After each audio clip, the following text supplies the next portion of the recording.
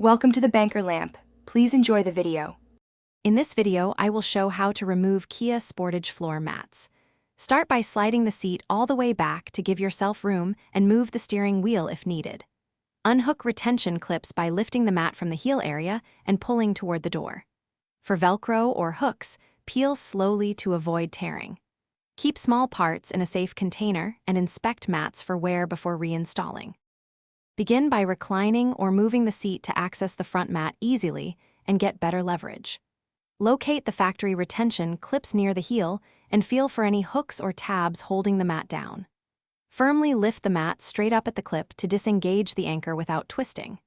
If the mat resists, brush away debris and flex the mat outward to free trapped edges, preventing damage to anchors and mat fiber. Start by folding the rear seats or sliding them slightly to give clear access to the rear mat edges.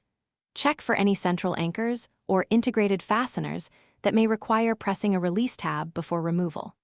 Grip the mat near the center and lift outward toward the doors to minimize stress on clips and prevent tearing. Keep an eye on any hook points and use moderate force rather than jerking to protect trim and anchoring hardware.